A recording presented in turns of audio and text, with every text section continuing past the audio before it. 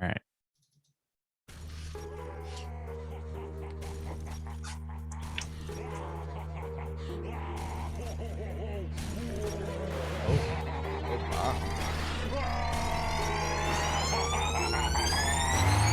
Yeah, we straight chillin', serial killing, pre-cold villains on the mic, got you reeling. 5-star rated from the floor to the ceiling. If you catch a 1-star, no time for feelings.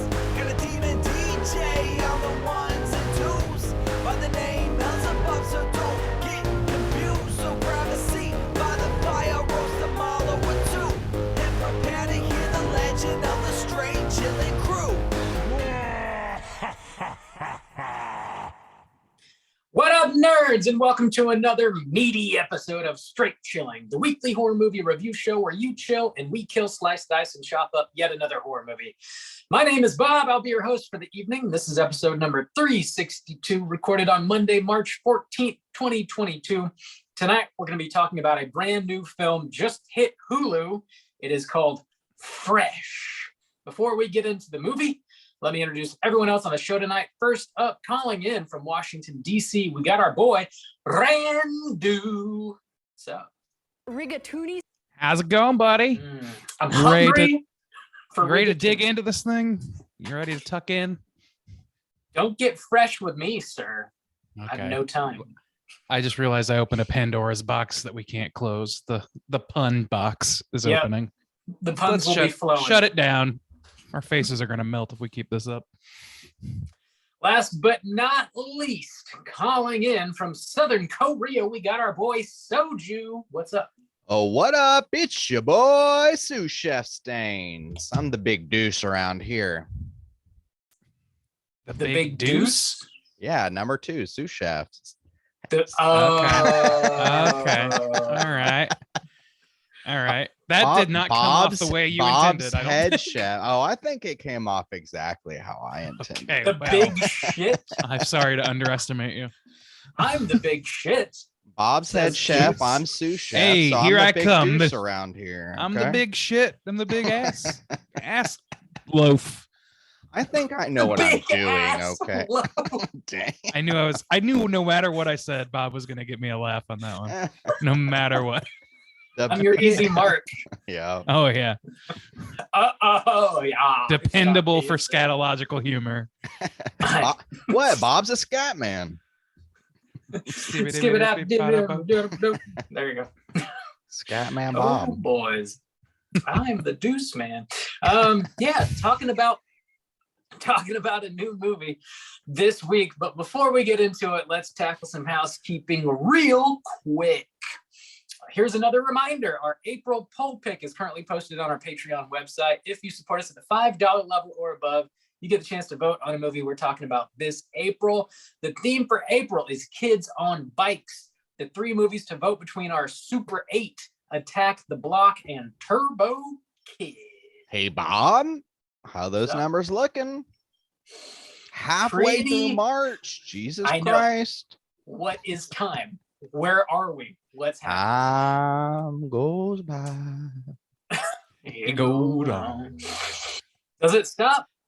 No. It don't. No, It it doesn't, don't. does it? It doesn't. Turbo Kid is still winning. Attack the Block is in second place. Super 8 is losing. Oh, Super 8. I've only seen that movie one time in the theaters. Yeah. And anytime I try to think about it, I think I just picture the new It movies. Well, I mean, That then it's makes in the right sense. category. Yeah. Yeah, I mean, have that's a not movie. I seen the feel like other everybody. ones. I feel like everybody kind of had that reaction with Super 8 when we announced it on this. It was like, yeah, not a memorable movie. Yeah, That's some crazy haters. for a Spielberg one. I'm Yeah. kind of curious to see it again just because I'm like, why did this slide off the dome? So Yeah, me easily? too. I legit can't think of a scene except for that train scene, which I believe was the trailer. Yeah, Yeah, totally. and a I lot don't of remember time. what happened in it. I just Yeah. remember a train at night.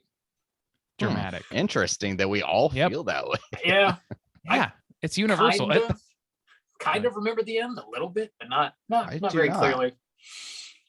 So, Well, we're probably not going to be watching that one anyway. So we'll Well, never all right. know. We'll Okay. never know. Well, Get those votes in before the end of March. We'll see what we're talking about this April.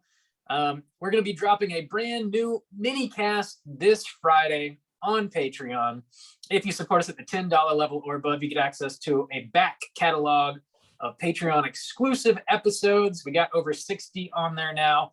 This Friday, we're dropping a review of Mindhunter Season 1. Juice, you were chatting about that one, weren't you? Oh yeah, as I mentioned last year, I did a couple classic like horror or true crime TV shows. I try to stay up on like the newer stuff, but like last year I went back and did True Detective seasons 1 and 3 from HBO. So this year I went back and I was watching Mindhunter. It'd been a couple years since I went through it, and so I thought, like this is a really high quality, kind of one of the best true crime series on Netflix. So I wanted to cover it. I think eventually I'll be knocking out 2 as well. So that'll kind of be my classics for the year, maybe. But yeah, it's if you've never seen it or heard of it, it is a show you should definitely check out on Netflix. It's essentially about the FBI starting their profiles on serial killers, how to kind of like hunt them, categorize them, and the inspiration for our own Cooter Hunter segment. Yeah. The profile that we created to hunt the cooter. So a little straight chilling history there as well. History. I need to go back with that show, man. Tinch, Yeah, he showed up in Nightmare Alley, and I was like, yeah. I gotta watch this shit. Gotta Mhm. rewatch that shit. Yeah, it's good. Tinch, don't flinch. Spoilers. Yeah, check that out. Check that out on Patreon. In other Patreon news, we're going to be reopening the You Pick the Flick tier Sunday, March 27th. This is like the straight chilling Black Friday, except we do it 4 times a year. Four Black Fridays a year. Black Sundays, really. Yeah. Yeah, Sunday, March 27th at an undisclosed time. So you'll just have to check Patreon throughout the day to see when the tier opens. If you're a new listener to the show, this is the only way for you to outright pick a movie for us to review on the show. There's only 5 spots per quarter, and they typically go very quickly. So you'll have to be quick on the draw. Sunday, March 27th. Mark your calendars. That's all I have, gentlemen. Do you guys have anything you want to touch on? So many things, but nothing news-wise. Touch on me. His house is clean. Yeah, the house is clean. Let's get into the main event. We're talking about Fresh from 2022, and we're kicking it off with the back of the box. What's on the back of the box?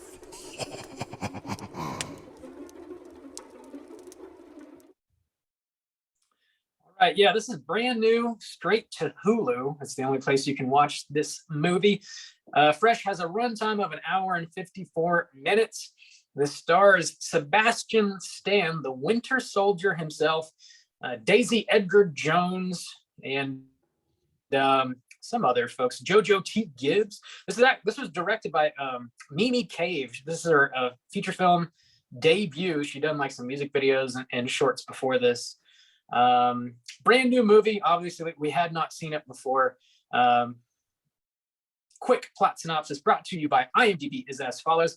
The horrors of modern dating seen through one young woman's defiant battle to survive her new boyfriend's unusual appetites. Gentlemen, would you recommend people check out Fresh? Randy, kick us off. Yeah, I would. This is, like Bob said, it's Hulu exclusive, is it not? I believe, yeah.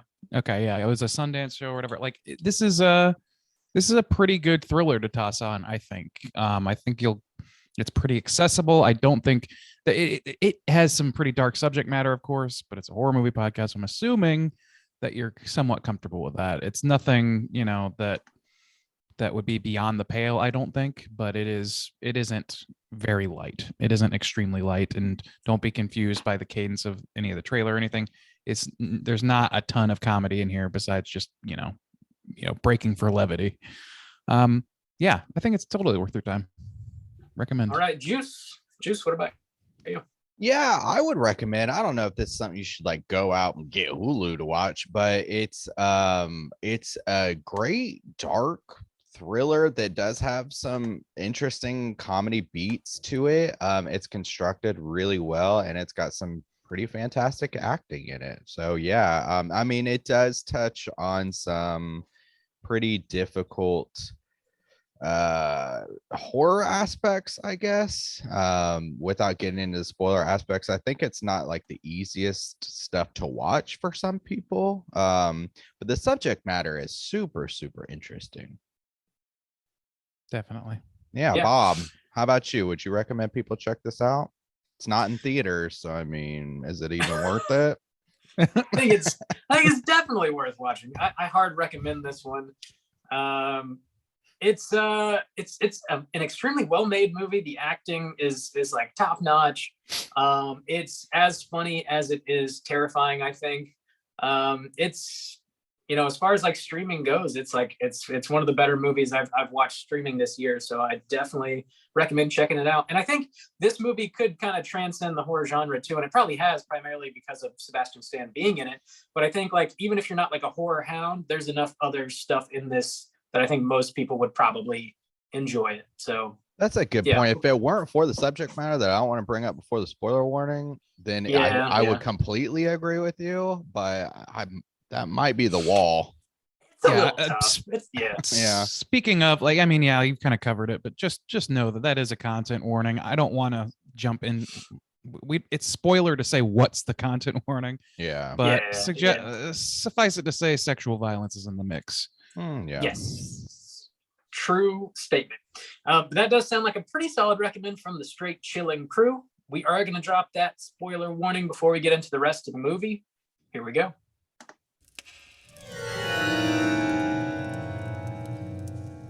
Spoiler warning.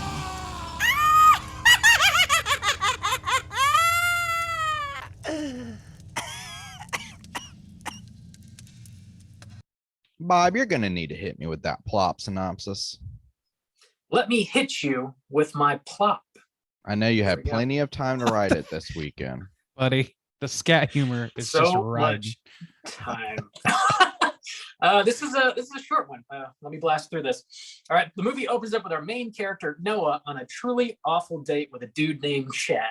She's been online dating and has decided that after that date, she's fine being alone. She then runs into Steve, a very handsome and charming fellow in the grocery store. She gives him her number and they start dating soon after that. Steve invites Noah to go away on a weekend trip with him, and she agrees. She stays the night at his house before embarking on the trip, and Steve ends up drugging her and chains her up in his basement. He explains to her he's going to be selling her meat. He sells meat to extremely wealthy cannibals, and he plans to keep her alive as long as possible because it keeps the meat fresher. Noah's best friend Molly becomes concerned about her after receiving text messages that don't quite sound like her. She tracks down Steve's home and discovers he has a wife and kids. When Molly confronts Steve, she is knocked out by his wife, actually. We find out Steve's wife is in on it too. Noah tries to play on Steve's genuine interest in her, and he ends up inviting her to dinner. They eat human meat together. They laugh it up, have a great date. They end up going to the bedroom. Noah then bites his dick off. She ends up setting the other girls free, and they have a huge brawl in the kitchen. Steve chases all the girls out into the woods, and they shoot him in the face. Steve's wife then shows up and attacks Noah. Molly bashes Steve's wife's head in with a shovel. And as Noah finally gets signal back on her phone, she receives a text message from none other than Chad asking, "You up?" Roll credits. I did I love not that realize that was the same I don't guy. think that really hit home with me either. That's pretty No, funny. I didn't remember his name being Chad or anything like that. That is kind of funny. Of course, it's Chad. It's funnier Yeah, than it being it's a just a Chad. random text. Yeah, yeah. yeah, that didn't quite hit home with me because of what we saw, but that's pretty good, man. Wow. Yeah. Mm-hmm. See, Dude, and, like, go ahead. I just wanted to jump into that opening sequence where she's on a date. Like, online dating is what it is. It's not ideal. It can be pretty fucking rough. But that scene is, from what I understand, like extremely relatable for a lot of women. But it's like so cringe I was like busting a gut watching it. I thought it was like really, really a funny way to open the movie, even though it's like sad that it's relatable. Man, I'll See, say that the opening of this movie is brilliant. The way it's constructed and the pacing Yeah. of it, and not Yeah. just that scene. What I mean by, and just kind of the whole construction of this film, but the opening credits for this don't kick in until 30 minutes yeah. into the film. But the way Yeah. that they set it up is so fucking smart, because the first 30 minutes of this are essentially a romantic comedy, if you will. Yeah. Straight Yeah. audition style. And man, once it's like, no, this is the movie, but we had to set that up, which is great because they take the time to set these characters up so well, because it's more of a a closed off kind of film, small cast, essentially what would be kind of like a home invasion or like a kidnapping isolation type of film. But the setup, it pays off so well because it feels so understandable. They do such a great job, even with this opening dating scene, of like how many people can relate to this. Oh, like it's just wacky enough to be like, no, yeah, I've understand that situation. But then it makes the softness of them meeting and then having a good date that much better, only to then throw you in the pit of what this film really is. It's so smart. I was so impressed. See, like, I don't know, like, to me, to be just a little bit critical of that, because I do think it was good, but like, I think that the Chad character was maybe hammered a little bluntly. Like, to me, it was a little bit, a lot of this movie feels a little bit on the nose, a little bit too blunt at times. But I kind of don't mind it because of the aesthetic of the movie. Like, this is kind of the same thing with like, I can't remember the name of it. This movie made me think of a few movies, one of which I was going to mention, but I can't remember the name of. But I was also going to mention In Fabric, in terms of like the color grading aesthetic of this movie. I thought was really great. And then like the title sequence is one of my favorite title sequences I've seen in a while. Like, it is a fucking awesome like 70s trip, like wig out moment. And the fact that it happens when it does, like Justin said, is like really unexpected, to the point where you're like, oh man, I didn't even realize we hadn't seen this yet. Like, you already know your characters really well at this point, like pretty well, except for the one that's about to turn it on its head. So yeah, I really loved that. I just thought that like maybe some of the social commentary was a little bit, or not even social comment, just like some of the humor was just a little bit more blunt than I would have chosen if it was me. But it's not me. People don't let me make movies. Not yet. The movie's definitely not subtle in really any way. I do love that, like, they lull you into this like sense of security, and like, I understand what this movie's going to be. And unless you've seen a trailer for it, which you probably have if you're watching it, they totally pull the rug out from underneath you after 30 minutes in, which is a bold move, I think. But like this movie, to Randy's point, it's very blunt. Like, the messaging of it is blunt. Women being considered like pieces of meat, and he's literally just selling her for her meat. Like, it's very on the nose, but I don't mind it at all, honestly. Like, it's it doesn't need to be any more complicated than that. I think the characters themselves are rich enough that that's really where my interest lies, primarily in these characters, and not so much like the messaging of the movie, even though that is still interesting to me. I don't either, because it's so clever. It's like, you just put it out there in a very, the basics of it. Yeah, the simplistic, but that's fucking smart. Like, how many times do we say, oh, treated like a piece of meat and stuff like that? And okay, you literally are, in a sense, or whatever. And it's just, I think that's very clever, because then they even push that further, the kind of little things that he gives away with the meat to give it that personal touch or whatever. It's both like makes sense, because how many times have we talked about or joked about, the Japanese vending machines that sell like panties or whatever, or I mean, just joking about, oh, if I could sell my dirty skivvies, but I mean, that's a real thing. And so to include that in this black market meat selling situation, or even the women taste better. It's like, it's so fucking smart to me. I just think it's so not in like fucking Christopher Nolan, oh my god, my mind is blown kind of thing, but like, man, that's just really clever. Yeah, I mean, it like, to me, it's like, I don't know. It's not that it's bad, because you're right. Like, it's the journey of this movie is what makes it like really enjoyable to me. Like watching it play out, because to somebody's credit, I don't know who said it, but like the characters all behave the way you would expect that character to behave. Like they're not. They do a good job of setting, like, goals and personality types or whatever, so it all like feels very natural in that sense. And I think that kind of makes up for some of the bluntness of the commentary that's going on, because I don't think that the commentary really ends at women are like meat or whatever, because I think I like, this is kind of like maybe my big complaint about the movie, if there is one, is that the ending gets real sloppy. And I think that it gets sloppy both in messaging and in the way that it like sets up and pays off some stuff. But we can get there in a minute. I just want to like, other than that, I really do want to live in some of the good aspects of this movie. Seb Stan is like killing it in this fucking movie. He's supremely weird. I heard it put that way, and it's absolutely accurate. He plays that. He plays almost what you would expect from the like the Ted Bundy situation, or what I would when people describe him, where he picks women up. He's good looking, he's charming, but he's simple. He's a doctor, but he's very down to earth. He's kind of humble, and he pokes fun at himself, like, oh yeah, I'm a plastic surgeon. And he's not arrogant, And then when he has to switch, though, he still keeps that personality. I love how they didn't make him go like Dr. Jekyll, Mr. Hyde, where it's weird because he's still unbelievably cruel. Of course, he's like, oh, I'm gonna cook for you, I'm gonna treat you well and stuff, and just lays everything out. He's not like putting his hands together and like, oh, I got you, you bitch, or whatever.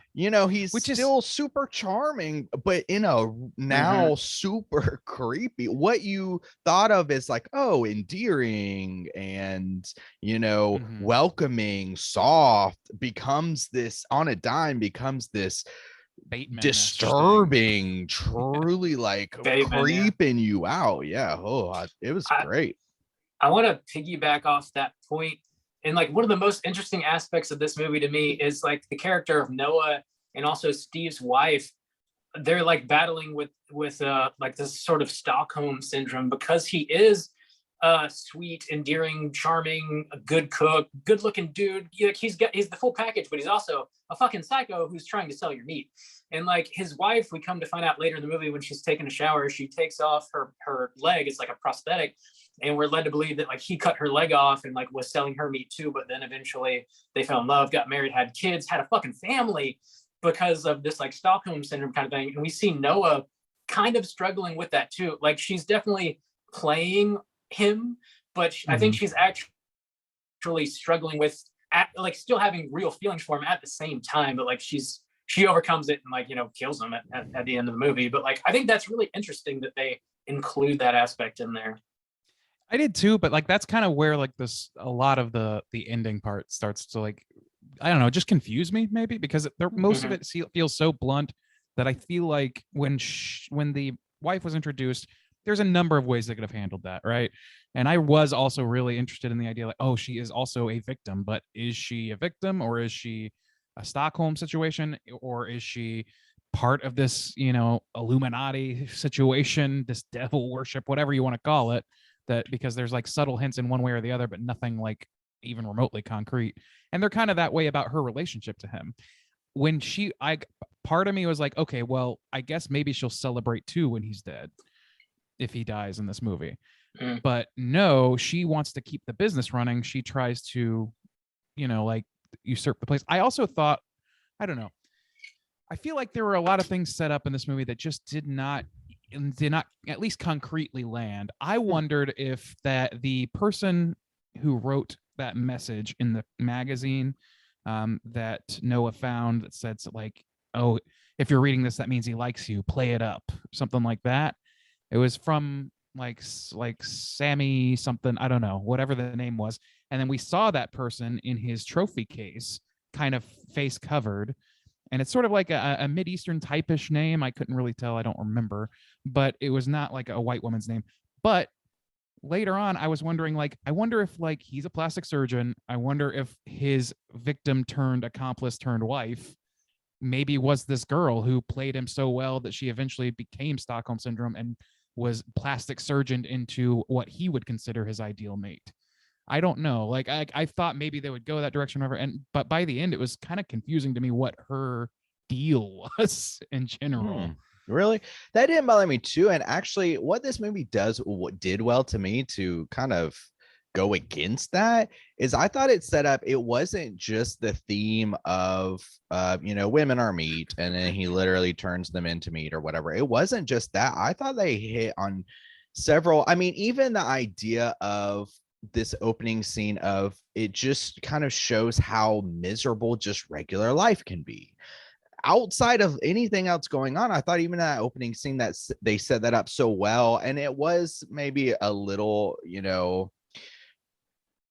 ham-fisted a little bit, but I don't know. I thought it was subtle enough to where it was like, yeah, that feels truly authentic. In the same way with the way that the wife operates, I thought that they did a great job in this ridiculous kind of situation of just kind of touching on like the feelings of what like an affair would be like. Because to me, what I got is like she had been in that situation. Oh, she's been a victim before. Obviously, we see her leg is removed. And she now has, and she thinks like she's in, the inner circle. She's a part of it now. So she feels more respected. And as crazy as that is, but then she's dealing with an affair in this same type of situation, as crazy as it is. But to remove the crazy aspects of it, it still like rings true. Like, oh no, that was me and we fell in love. I'm special. I'm a special one.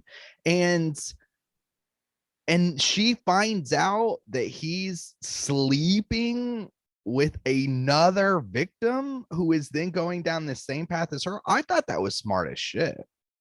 See, no, I did too, but they didn't really pay that off to me. Like I felt like okay, when what was her friend's name?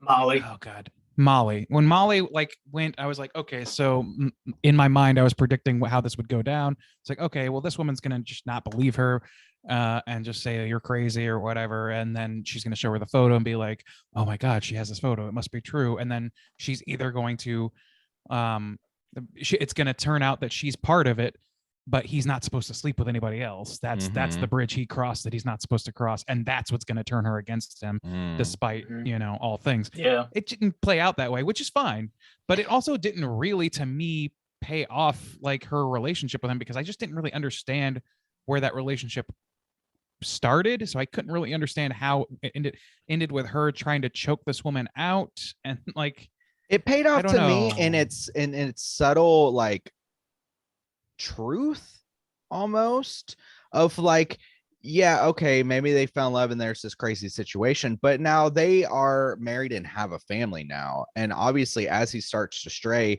she's like more worried. She like, it becomes that kind of numb, like that kind of stereotypical in a way numb marriage where they have kids and they're going through the motions. It's just they have this crazy business. But if you take out the crazy aspect of it, like, yeah, her husband and her business partner, essentially her life force, was just killed. And of course, like, she's been going on along with this for a decade at least at this point. I mean, it's a part of her life. So I didn't necessarily need to like, oh my God, I'm free. I was like, no, this is almost like where they started, the kind of subtle truths of life. It was less of a dramatic narrative of like, oh my God, I'm free. It's like, no, that's how people really get. Even if you don't completely love someone, you just, you have a life and your business partners. And it's like, yeah, that's the life I'm going to protect. And so if my crop is out escaping and kills my husband, I mean, that's how I would expect her to react. And that's how she reacted.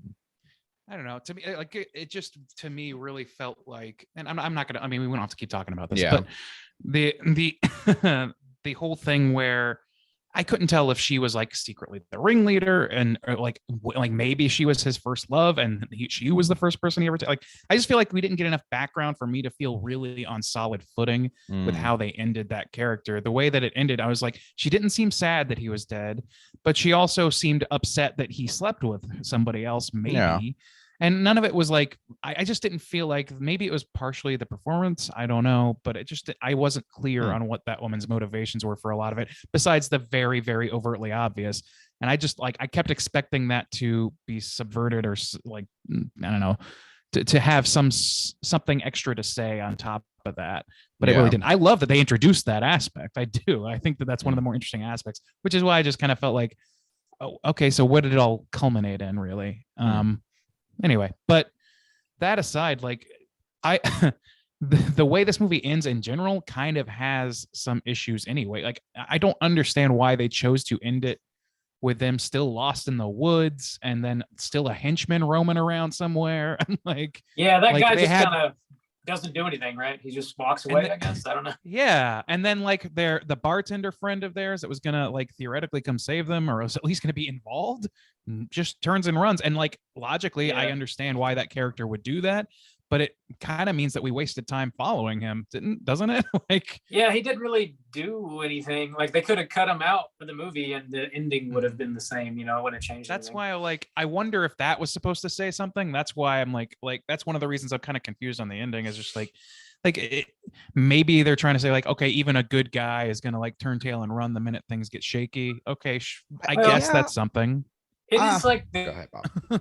the characters are all smart in this movie though. So like he wants to help up to a certain point until he feels like his own life is in danger and then he bails. And I like that reality of it, even though it doesn't really impact the story, unfortunately. But then it's just like from a storytelling perspective, why do we follow him doing that? True. Me too, because every beat and aspect of this movie, from the opening scene to the crazy wacky shit that's going on, has this like subtle, simple life truth to it, you know, where I was kind of getting some Get Out vibes Totally, of the dude kind of pulling up and stuff like that.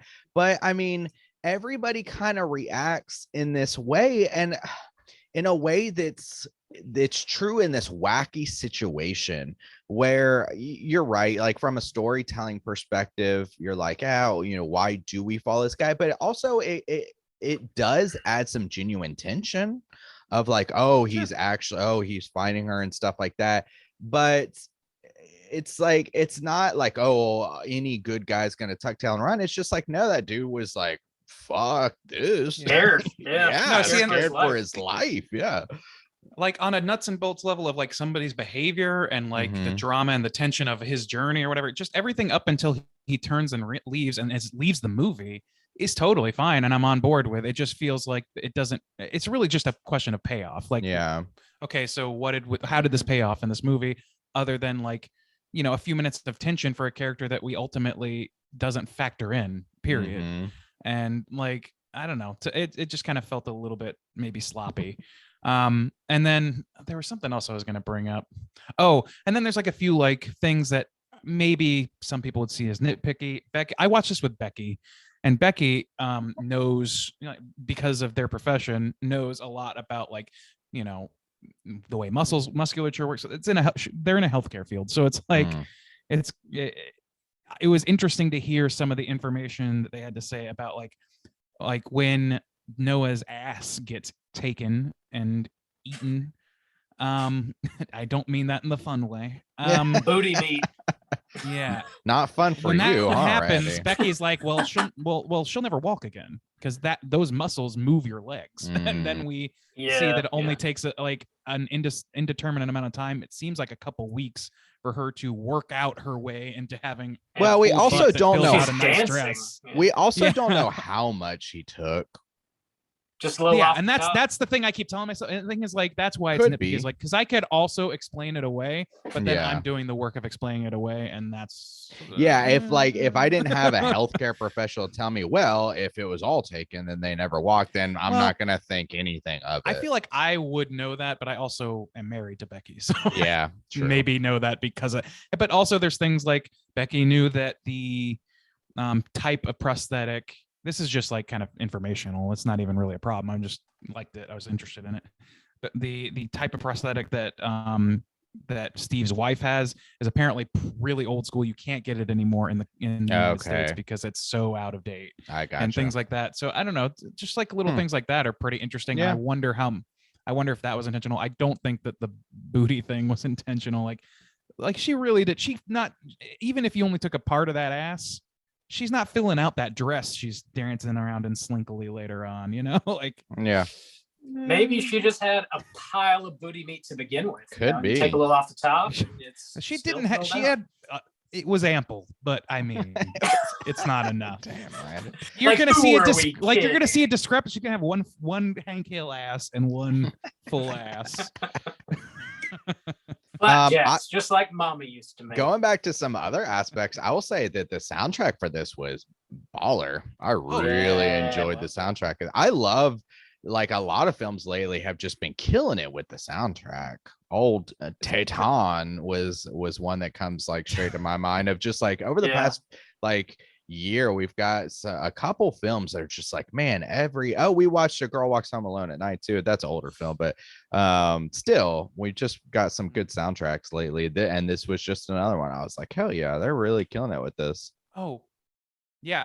This is unrelated. Bob, were you gonna say something on that? Not on that. Go ahead. Oh, okay. I was gonna go back because I had meant to bring this up too.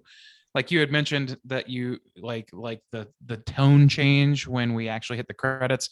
I would argue that maybe that tone change really truly begins the minute she walks into this crazy modern brutalist fucking looking.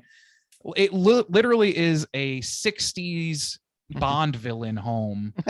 And and that's what's so interesting about the choice to have him not go off the rails and go full like late stage Jason Bateman.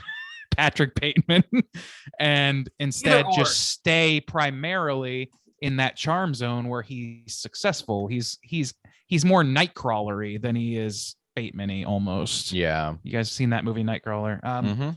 Yeah. So that, I don't know. I really like that, especially because the setting is so cartoonishly villainous. That's a good point. As soon as you said that, I was like, oh fuck yeah. I mean, yeah, that fits. Yeah. I wanted to touch on a little bit of Steve's like psychosis, and he briefly talks about like the first time he eats human meat and how it was like nothing he's ever had before, and he had to figure out how to like get into it, get more of it or whatever. And he finds out about this like underground cannibalism black market situation. But I think like he kind of explains to Noah like his version of love, and it's very much wrapped up in this like cannibalism situation where he says like it's about giving yourself over to somebody, becoming one forever. It's a beautiful thing.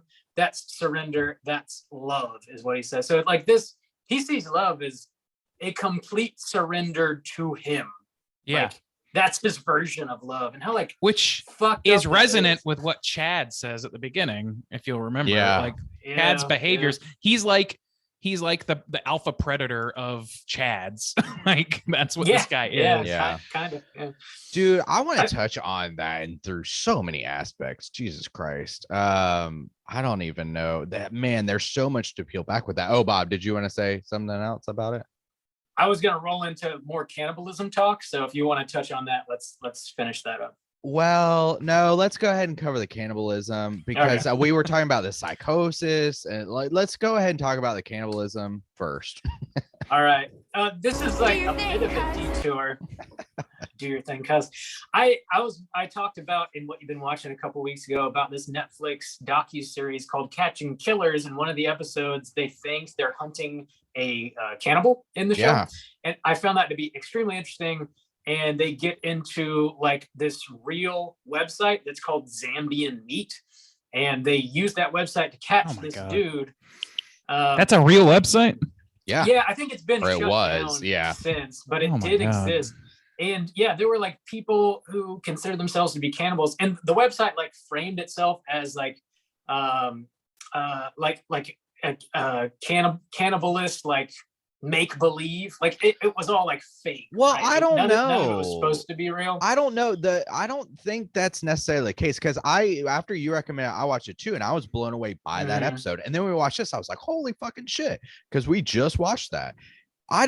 Because they had to find a way. You had to get invited to the site. So the site wasn't necessarily advertised as anything. It was one of those closed communities where you had to get an invite to even, it wasn't just like, oh, let me just search Zombie Meat and I'm in the community. It was completely like protected. Like, and so the guy who Very got caught, VIP. his defense was, oh, I'm just make believing it's Make fake. believe, yeah. But I don't know if the site was advertised that way. I tried to look it up, and I'm sure I'm on a watch list now. But when I was reading it, it seems as though that's how it was advertised. I don't know. I was never on the website. Okay. But this guy who Sure. was on this docuseries, he like labeled himself a master chef, which means he knows how to like prepare human meat or whatever. And there would be people that would go on the website that were like willing participants, like, hey, kill me, cook me, eat me, whatever. And they would be called like, long pigs. The long pigs, yeah. Yeah, master chef seeking long pig. And it's like this whole like subculture of cannibalism that I guess really exists in some way. And I found it to be like just fucking mind-blowing. And there was a news story 4 or 5 years ago about some dude in Sweden who was like looking for a willing participant and found one on the internet, like ate this like teenage kid or some shit. That was a while ago. That's like, I've been hearing that story since I was in high school, probably. Yeah, well, I don't know. It's just some of this exists, and I find that to be fucking insane and really mind-blowing. Yeah. That's the thing that made this even more, because we just watched that episode. I was like, yeah, there was this one site that they happened to stumble across just because of something completely unrelated. And I was like, you say like, oh, I'm on a watch list, but honestly, nobody was doing anything. It just so happened to tie into some other case in this weird roundabout way. Is the only way that they even stumbled across this.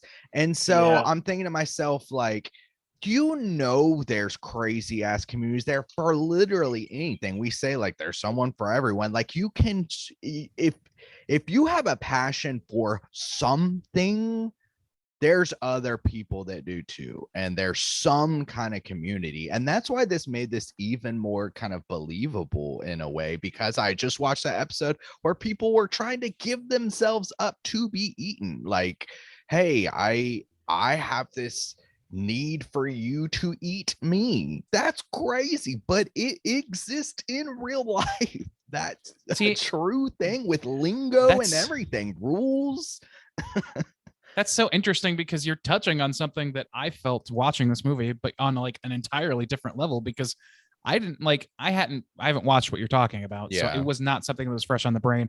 I don't know the nuts and bolts of the cannibal trade.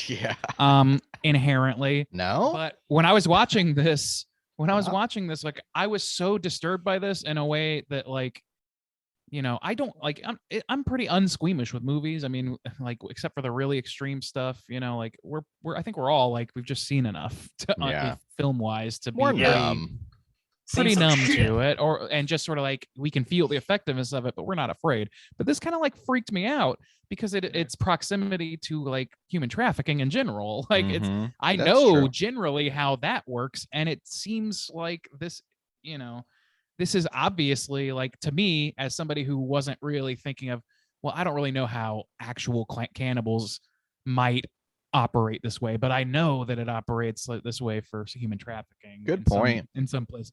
So like just on that gut level, it was just really disturbing to me, especially when Noah started speaking with her neighbor Penny.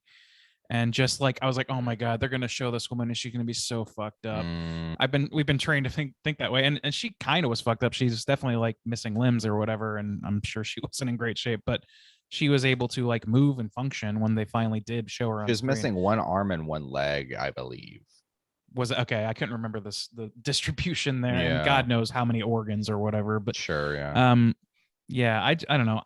I thought that whole thing, and the way that they were talking about, like, maybe you're not even real, maybe I'm just going crazy. And I thought that whole, like, that felt really heavy because of its association with those things. It really felt heavy for me.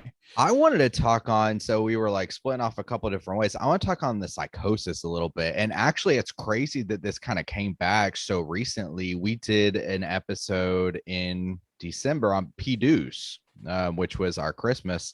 But it was about the psychosis. This man kidnaps this woman and he's holding her in isolation, very kind of similar way.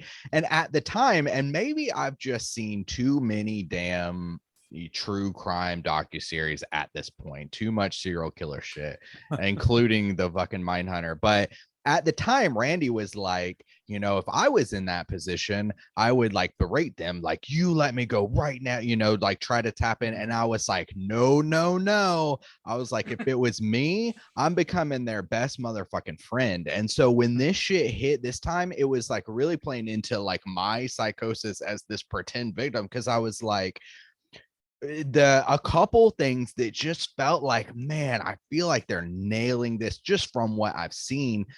His association with wanting to be understood, like even just having recently watched Mindhunter, the idea of like, why do you want to question me? Oh, we're just like really interested in you. And then just people just explode their shit out, like tell you everything. And even in that series me and Bob were watching, they said they caught the guy and he all of a sudden his demeanor changed and he was almost like proud of it because he could actually talk about it now. He had this like life inside of him, this personality, and all of a sudden it came alive because he's like, oh, I'm caught. Oh, thank God I can like talk. They were like, it was like a relief to him. And so that triggered for me too, because I was like, holy shit, the way that Sebastian Stan changes and is like, becomes intrigued, like, why did you ask that, you know, why are you curious? And then how that relationship develops, I was like, man, even that feels true, even that has a subtle truth to it. Like every little aspect of the human trafficking, the dating, the psychopath, the market, like everything feels like it has this truth to it, which you're right, makes it so much more troubling than a lot of stuff we feel, because it's so easy to constantly put yourself in these situations, even not even being a woman, as they're hunting women. And you know, the whole idea is that it's, to me, I was still like, man, it would be so easy for any just regular smart person to be put in this terrible situation as a truth. And I don't know, I thought they did a great job with that psychosis of this character as well. And now she was able to use that against him. So I'm glad I'm on the right path to survival. According to 2 movies. Yeah, no, like I mean, yeah, I see your point though, definitely. And like, I don't know. To also make another comparison, this movie also made me think of, for obvious reasons, The Farm. Oh God, yeah. I forgot about film that we movie. reviewed some years ago now. In which was basically like in an elevator pitch, might sound like basically the same movie in some ways, except that it's not focused really on the idea of like men predating on women so much as people predating on animals in the farm industry. And it's a very, like, you want to talk about blunt, that's the bluntest movie of all. Like, I've never seen a movie that like is less no subtle than that one. But yeah. And anyway, so like, yeah, the comparison is like, I remember them being like the lead actress speaking to somebody through a wall or whatever, and then them showing how horrific that person was, like the condition they were in or whatever. So like, I mean, these are things that I feel like, and the thing is, like, watching that movie, I was not bothered one bit. It really does make a difference to have A, understandable decision making in your characters, and B, characters that you can connect with. And that, I mean, acting is what did it, honestly. Like, all of the actors for the most part in this movie, like all of your main casts, all the way down to like Penny and Molly, I think are great. And like, they really sell it, and it's easy to sell because the writing is so, it's understandable every step of the way for the most part, except for with the least understandable characters, which are the villainous ones, the killers. I really liked Molly's character. Like, she's, you know, she's not just like copy paste best friend. She's like a character all in and of herself. And like she's got this like real relationship with Noah, and like the way they text communicate is like it feels like really fleshed out. And when like Noah's not responding the way she always does, like throws up a red flag, and she makes sure that like she sees pictures of this dude, and when she finds out he's not like online at all, she's like, yo, that's a red flag, you got to be careful. And I love like, how she goes, that's the red flag. Oh, you're Yeah. not all over social media. What's wrong with you? And- that could be a red flag. Sure, could be. yeah. And also when her friend is Legitimately. like, when her friend is quick to go out of town, she's like, yo, you're fucking dignitized already, which we should definitely use that in day-to-day You don't? conversations. I also like that Dignitize me, Captain. she like goes, she finds the bartender, she drops a pin for him, so like she knows like he knows where she's at and everything. Like she does everything very, very smart. And she's not just like this copy paste, you know, we just need a character here, so let's just write some bullshit. Like she feels like a full fucking person. Like you said, every character is like well thought out. Everything that Yeah. she did, I was thinking like that's how I would operate. Like that's how my brain Yeah. operates. Like I'd be saving Rob's ass by like, all right, here's a pen, here's a thing, here's It's what's detective going on. work, Here's yeah. I'm recording this. I'm like doing that. I get like super paranoid about that We've shit. done that before. Like, hey, Yeah, we if I go missing, have. Yeah, that's here true. I am. What? Like, Like we've said some things like, hey, I might be walking into a shady situation. Oh, but just yeah. to let you know. yeah. This Yeah. is the address. Yeah. Yeah. This is the time. That's true. What was I gonna say? I don't know. Like that whole that's the stuff that like I like agree. I totally agree. Like it's the behavior, the people, the way people act, all that stuff. Like that stuff is all great, which is why some of the like little like nagging things nag like they do. Like little things that just don't feel like they make that they need to be there. For example, like when I was thinking about the scenes with Molly at her place of business, and there's one scene where for really no reason whatsoever a woman walks by and is like struggling to hold a mannequin, and it just kind of does nothing. I don't know, maybe it's I guess you could say that it's like, oh, it's the shape of a woman and it's breaking apart, but like that's I think a little high-minded for this movie. So I don't know, like little things like that just like stick out to me like unsanded edges. Nothing really wrong with the final product, but it just feels like there could have been some refinement to even that out. How did you guys feel about the meal prep, like the presentation of the human meat? Like, did that strike you in any particular way? It did. Yeah, I thought it was great. I thought it was smart. Because again, it's got this kind of like subtle truth to it of when he's explaining everything, like obviously not a lot of people do this. And because I fell into it and I refined it, I have cornered this market or whatever, and people respect me for this. And it was somebody who was taking pride in their craft, and even in that sense it makes sense. Like how would somebody even get started with this? And how he explains it just felt true to how you would stumble into any kind of like niche thing.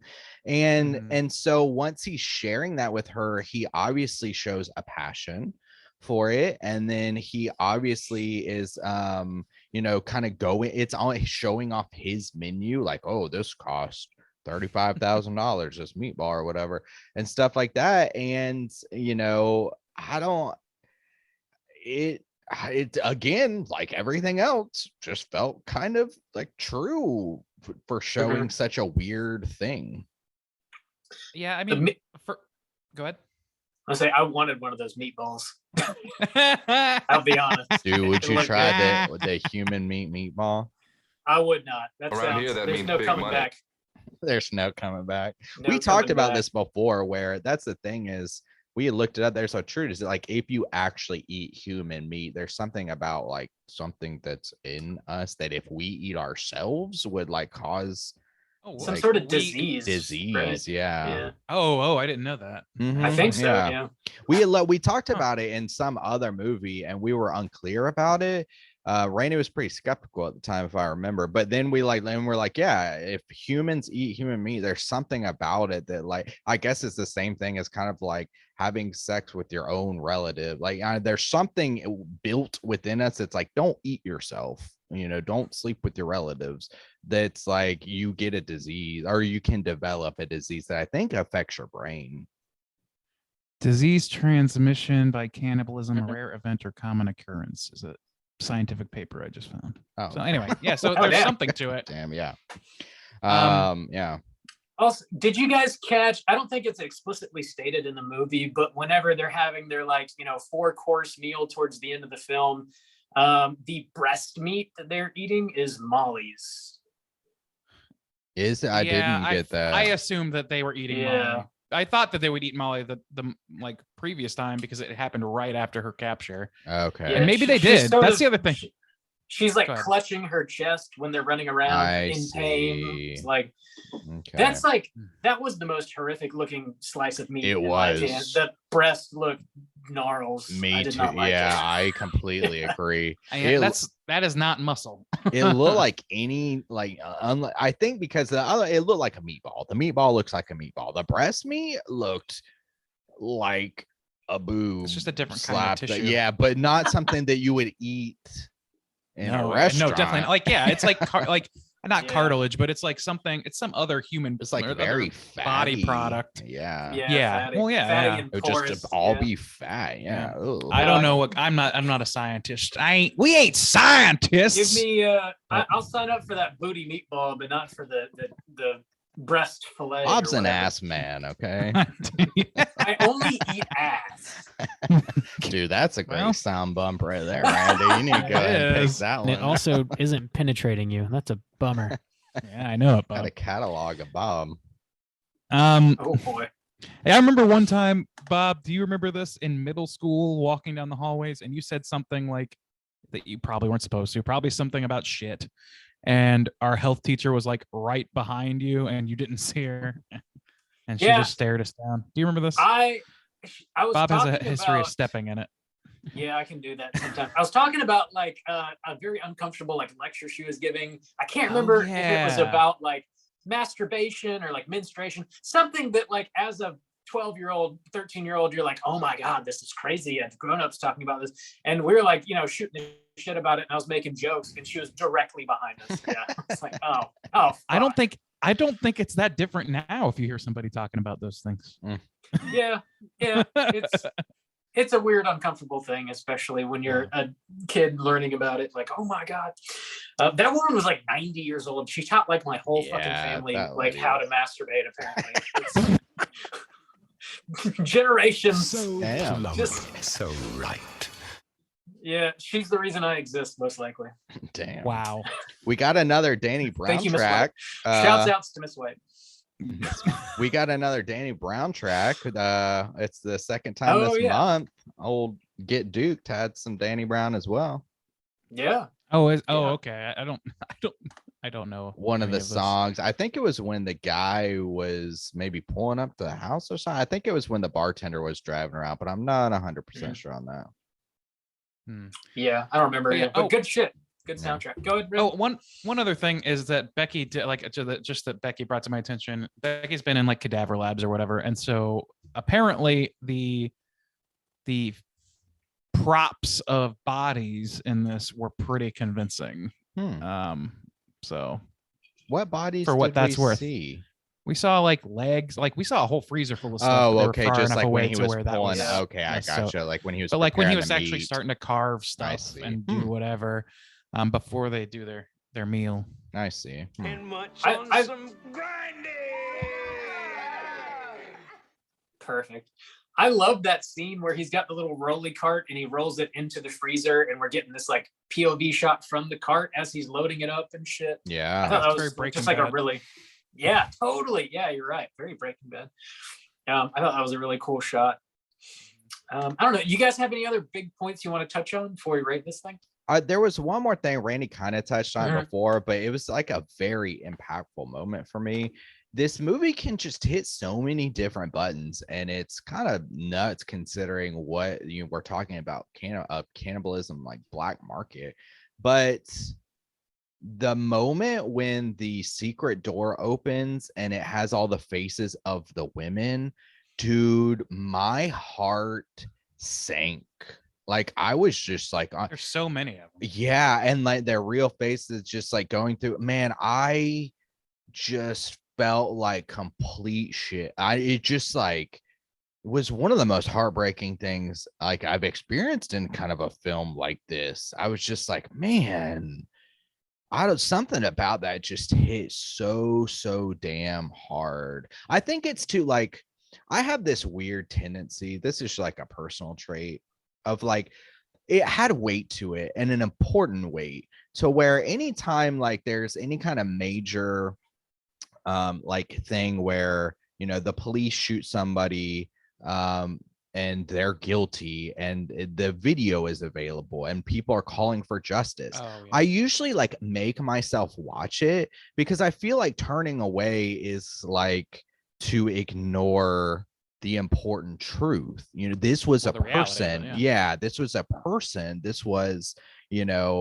like giving that when you look someone in the eyes and see them as a human being with their families around or whatever, it adds that weight as it should. That's how we as human beings operate. And so to see, it's one thing to see a leg and it's a prop he's covering up and talking about these things like in your mind in a mental state, but to see someone, to like look in their eyes, to see their face, like I thought that had the perfect real world weight to it, of even just because the themes of this movie, like people are treated like me, people, it's like, we talk about how people become desensitized because they're on the internet, you're talking shit about someone, you're just typing on a computer, you're not looking somebody in the face, like that. It just had that real like humanistic feel to where I was like, it just fucking stabbed me in the heart. And it was just,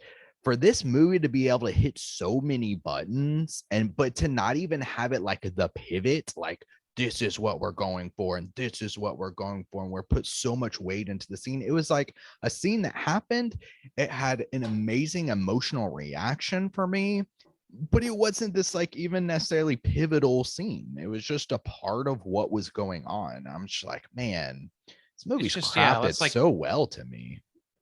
it just keeps showing like how deep the well goes of the depravity going on here. And like that's like, and knowing that the person that whose words inspired her is now nothing more than a picture and some doodads in a case behind some freak shelf. Like it's pretty heavy. And like you're right, like it's what's interesting is that this movie hits those kind of tones. It hits like on the human trafficking thing for me, and it really bummed. This movie successfully bummed me the fuck out a few times. Yeah. But I still, if I was talking about it with somebody in an offhanded way, would describe it as fun. It's kind of a fun thriller movie still, and that's kind of tough bridge. I think that's kind of the brilliance of the character too. It's like we as what you just described is maybe what the women feel of like, there's a man who's eating me.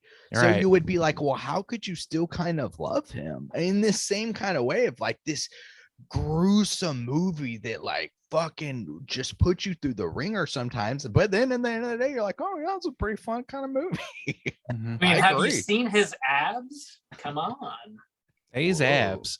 He does like this great job. I made two notes I want to bring up before we finalize, but like I made two notes. Like sometimes I do notes, sometimes I don't. Sometimes I just start and then don't. But two that made me, one that made me laugh, and then, well, they really both made me laugh. One is that like, Sebastian at the beginning of this movie, when he's still like, when he's trying to be charming, I got huge like Paul Rudd vibes off of him.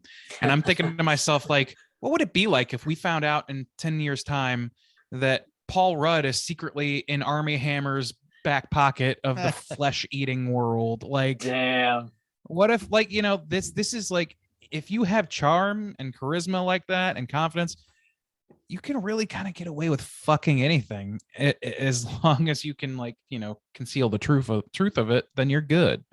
I don't know. It just kind of hit me kind of funny in that moment. Not Tommy Doyle. Couldn't be. Name's Tommy Doyle. Anyway, and then the second one was, and this is you're gonna have to go back and look at this guy, because I immediately thought but speaking of, by the way, fucking Noah meets Sebastian in a grocery store. That bitch is shopping. Hilarious and fucked up. But also There's actually before there's a big sign that says fresh meat directly above her too when they're having the I conversation. missed Oh, it. I missed that damn. part. But right before they actually first interact, she passes by this guy who I at first was convinced was Nardwar in old man makeup, sticking his finger in some milk, Dude, fucking like, and Nardwar, just damn. like giving her creep vibes. Like just for like a second, I was like, oh, is that fucking? And it wasn't even the same hat, but it was like similar hats, similar hair It's all about situation, the hat. but like old, like an old man version, Interesting. and a cooter version. You picked of up on some Nardwar. tiny details that I completely skimmed past. Sometimes that's just how my brain does things, but yeah. Anyway, I just wanted to bring those up because they were kind of interesting and funny. Sweet deal. All right, let's go ahead and rate this thing out of 5. Juice, why don't you kick us off? How do you feel about Fresh? My pleasure, Bob. This movie, it just the whole time I was watching it, I was like positive. This is great. Holy shit. Thank God. Like just everything I look for in a movie, this one kind of gave it to me. It's a clever premise, touching on kind of like simple truths and spinning it in a very interesting kind of way, without going too over the top with it. Each character, each situation, each kind of theme had this truth to it, this like realistic truth. Even when scenes are being kind of played up or a little over the top, I was like, I really like can feel each one of these situations. I think it was acted phenomenally.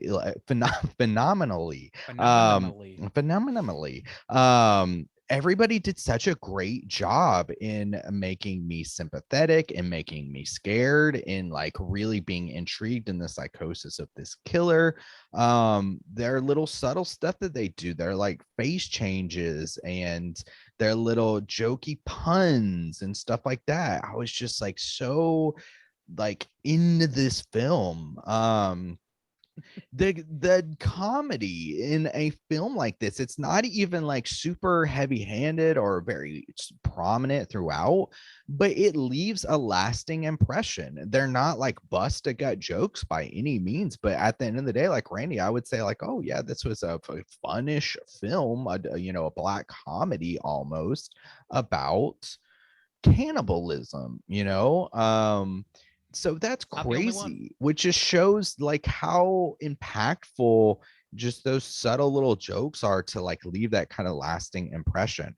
Soundtrack was great. The overall shots, like the design of this house, it was just very aesthetically like interesting, unique, a unique kind of prison, even like, oh, we get so many, oh, you're locked in this dungy basement or whatever, concrete walls, which I mean, just the fact that they changed that, just the look, I mean, it adds a whole lot.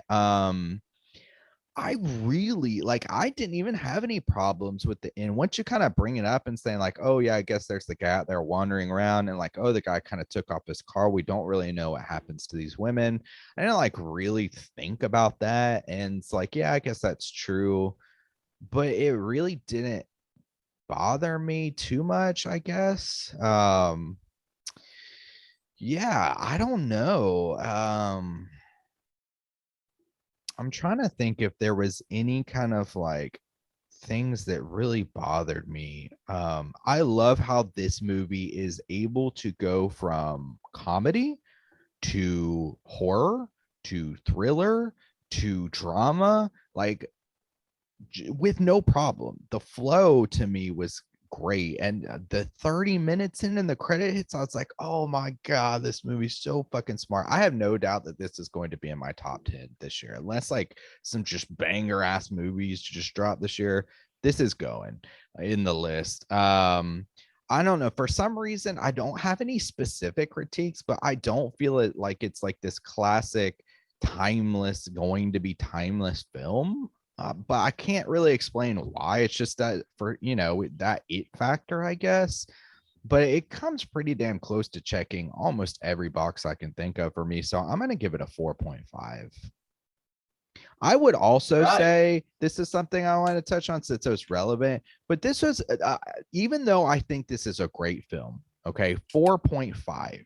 I also think, though, since we had this discussion recently, that this isn't a movie that necessarily needs to be in theaters. I think that the platform that it was released on kind of fits this perfectly. And I think that's where kind of movies like this shine. If this got dropped in the theaters, it would most certainly make almost no money. And I probably wouldn't even be super motivated to go see it in the theater because I don't need to see it in the theater. The way I watched this film was perfectly great for me. And so it being like a Hulu exclusive, I was like, yeah, I mean, that's kind of what streaming is doing for these kinds of things, I guess. Like, I don't know if I would, it's 4.5 film that's so great, but I don't know if I'd necessarily be motivated to go see it in a theater.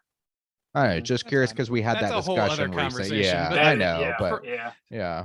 For me, I'm like, this was intended to be seen on a big screen by the person who made it, and I want to see it that way. Hmm. But was it? I mean, did they make it to really? This was made for Sundance. This was not made for Hulu. Okay. Yeah, for sure. I'm gonna slide in here real quick. Bob, out of 5, what you gonna give Fresh?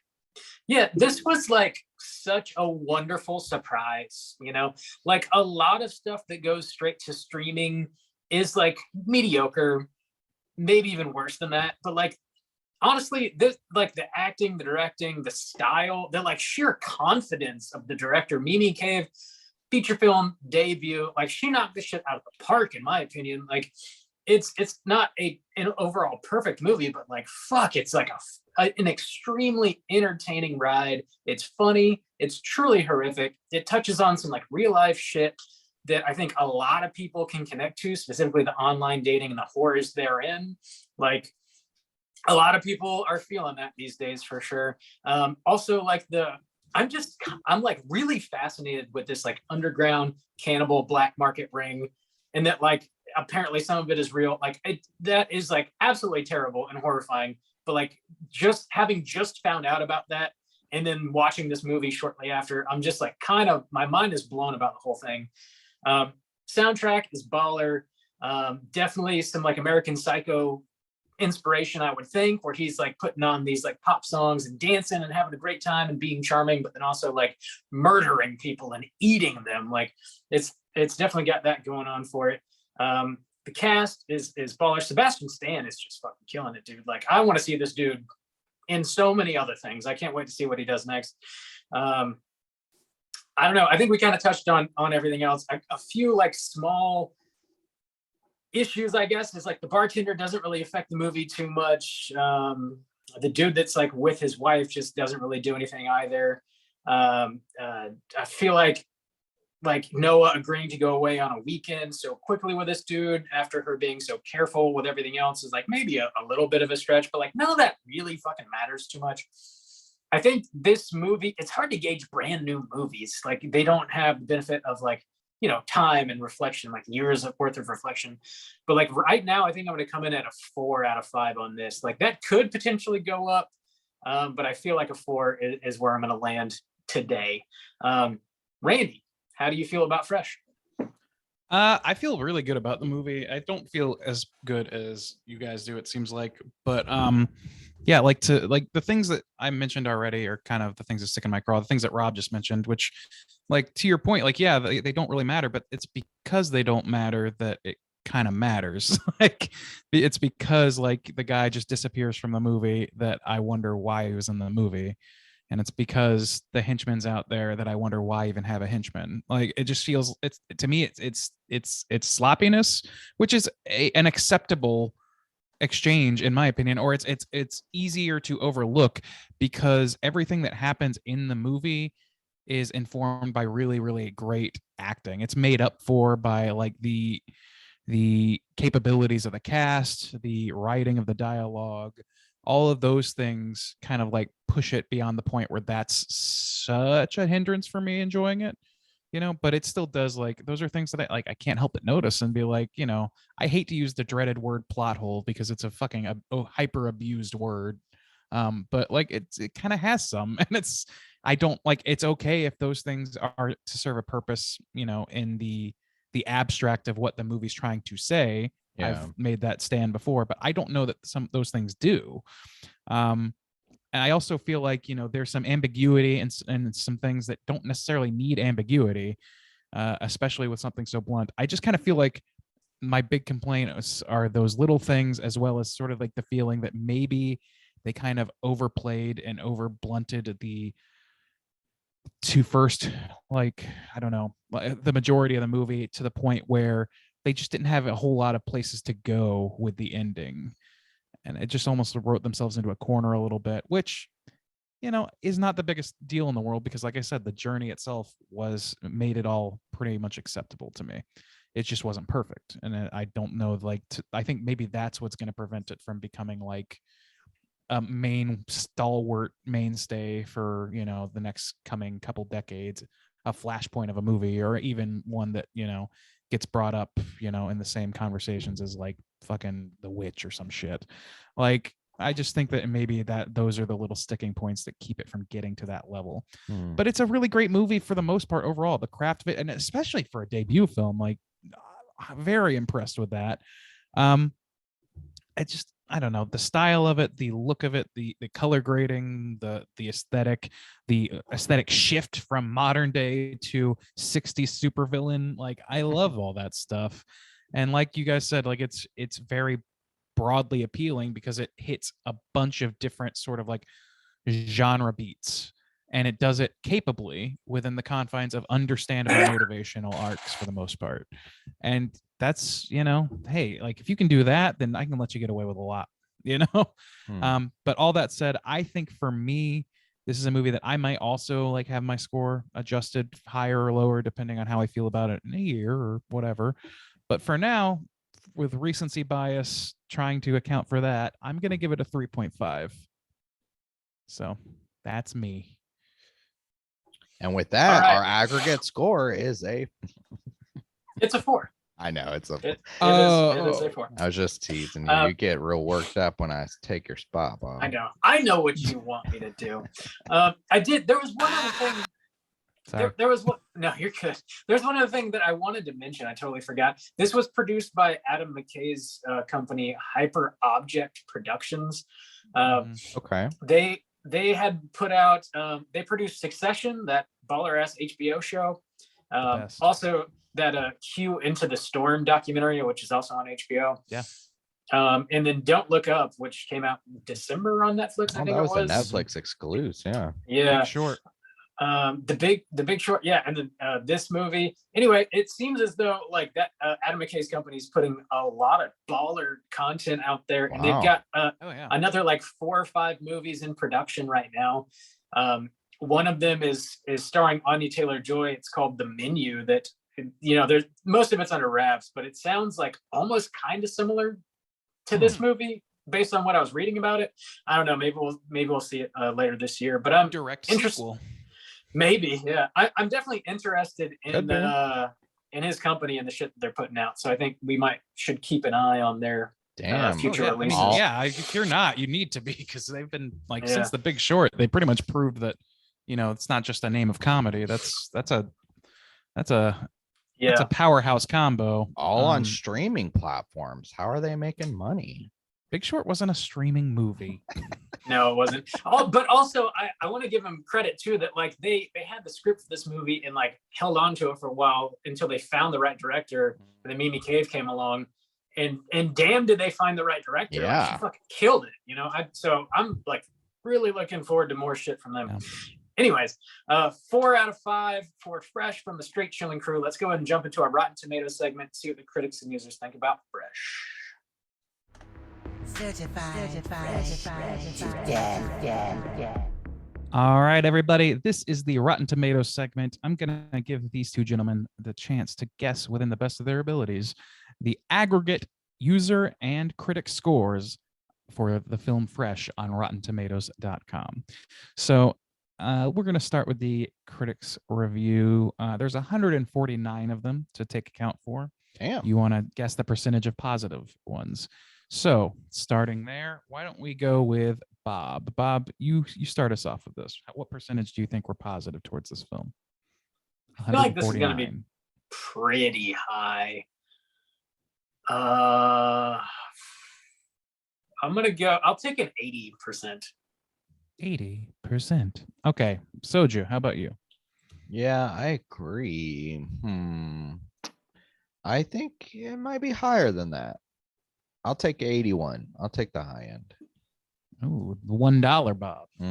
Well, I would say that is one of the better $1 Bobs I've ever seen, because that's a ringy dingy for Soju. Oh, my What- lord. 81%. Ooh, I almost went 85. Woo, woo. Gonna get a hair yeet. All right. With arms wide open. Dude, let's see if I can get a double ringy ding hell yeet sweep. Okay, you just jinxed I'm yourself. going for, well, I know, but I just want to build up some Mickey tension. Mickey Mantle over here trying to call his shots. The Creed needle drop was my favorite. Yeah, well, I aim to please. All right, yeah. So moving over to the audience score now. There are 250 plus audience ratings. We'll start with Soju. Where do you think the audience lies on this? I think they might like it a little less because I don't know. Sometimes the audience is stupid like that. Okay, we're the audience, you know. Hi. We're also the critics, so I guess can that's say true. that. We're men of all people. I know. I'm gonna say 75. 75. Okay, Bob, where are you at with it? I'm gonna $1 Bob with a 76. Ooh, 76. Good year. Also a good call. This is 83%. Actually, a couple points higher than our critics. Damn. All right, the people were smart this week. This What's another Creed song I can drop? I Look at don't this remember any past that. photograph. Oh, yeah, that's Creed. They're all Famous the same. Creed song. They're all the same. Every Famous- time do me laugh. All right. Critics' consensus reads as follows. As gripping as it is upsetting, Fresh makes a provocative meal out of the horror of modern dating. Oh, I also wanted to point out that this movie, man, I should have brought this up in the recommendation. If you like the show have you guys seen that show at all? I do not like that show. I don't Not either. seen it. No, The I've show seen is it. garbage from what I've seen. Becky watched it. I really don't like it also, but to me this has a similar like look and feel, just minus like the hacky fucking voiceover, the Dexter Ugh. rip, I hate and that minus shit. the bullshit anti-hero nonsense. Like Oh, I hate that shit. to me, I feel like, and it's it's less pulpy, Yeah. obviously, but just like visually, even Sebastian Stan kind of looks like that guy to me. But I just kept being reminded of that movie more than just or that All show white more than guys look anything the else. same, huh, Randy? They Heard do. that. It's homogeneity, man. Come Especially on, when they guys. don't have beards. Diverse it up. When Come they on. don't have beards. Oh, I was wondering, does this have the exact same name as that new rebooted Fresh Prince of Bel-Air show? No, that's just Bel Air. Yeah. Oh, I yeah. thought it was Fresh. Okay, I knew No, they went with you- the simplified version. It's just called Air. You had Just about a Air. 50-50 shot. Yeah, I thought it was Fresh for some reason. Bel-Air, that makes more sense. Okay. Fresh Air. Fresh That's what Air. it's called. No, that's an NPR show. Bell. Just Bell. Fresh Bell. All right, let's try and find a negative review. They tend to be funnier. Okay, here's a negative review. The overall impression is one diminishing returns. That's not worded well. What? The film's few inspired instances and throwback horror sensibilities subsumed within a mess of filler. Fresh certainly isn't rotten, but doesn't rise much above last night's leftovers either. Oh, you just wanted to make a food pun, you prick. Wow. People who rely on puns for their reviews, no, not Yeah. taking them seriously. I mean, come on, that's just rotten, you know? This is certified fresh. Certified fresh. Certified fresh. Certified and legally speaking, IP wise, also fresh. Okay. Correct. I don't know. Statement. I don't know. Yes. Sometimes you start things without knowing where they're going, you know? Yeah. That's kind of my whole life, actually. It's about the Um, journey, baby. It is. I think that's about it for Rotten Maters. Tight. Any bits of trivia that I had That's fucking tight. That's bro. tight, bro. It's like just a Randy. very just a silence and then tight. That's tight, bro, Randy. That's tight, bro. Up top. Any trivia that I had, I already sprinkled throughout the conversation. There really wasn't much. Brand new movies typically don't have much. So let's go ahead and jump into Cooter of the Week. Straight chillin'. Cooter of the week.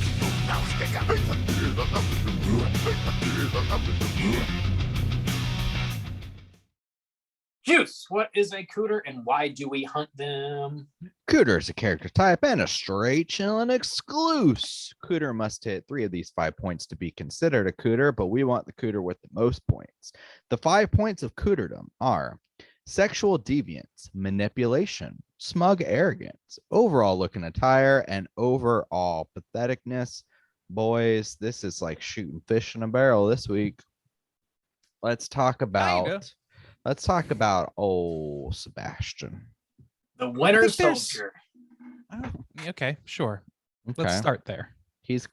We're gonna nail him. Let's see if maybe there might be another one, but Let's nail him. let's nail him. I think they're two of the same breed. I want to bring up Chad because he's like Chad. the Charmander to Sebastian Stan's Charizard. All right, let's start with Chad. He had a short little run. Okay, so he's got well, he packed it in. yeah, he's got smug arrogance. The way he Mm. talks Oh, yeah. to the restaurant owner Mm. and a lot of things really. Attire. Anything that comes out Attire. of his Attire, mouth is that really scarf, man. There's no need the for scarf anyone and to the wear a old scarf duck of that. sauce, Yeah, Now it's all I don't like stained that. up. That was just weird. But like also stealing her leftovers, man. Right.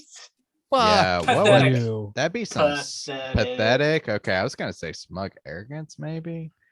I don't know. Telling her to bring cash. Oh Yeah. God. I'll just Yeah. let you tip a little less because I'm gonna take these leftovers. Yeah, I'm gonna dude, take fuck your you. food. Yeah. What? And And- that, well, so you want to talk about pathetic is like when he actually flies off the handle after they leave the Yeah. restaurant. Yeah, that could be sexual deviance. That could be smug arrogance. Absolutely. That could be patheticness. He just nails all three in a couple Dude, remarks. that's why I want to bring this bitch up because I have heard Man, horror he hits stories them. like that though. Like Oh, yeah, I we all have had have. a ton of people Yeah. tell me like, yep, that shit happens. And it always blows my mind. Like who could act like that as a human being? That's nuts. dude, that's probably honestly like as overblown as it seems, or as like ridiculously over the top as that character seems.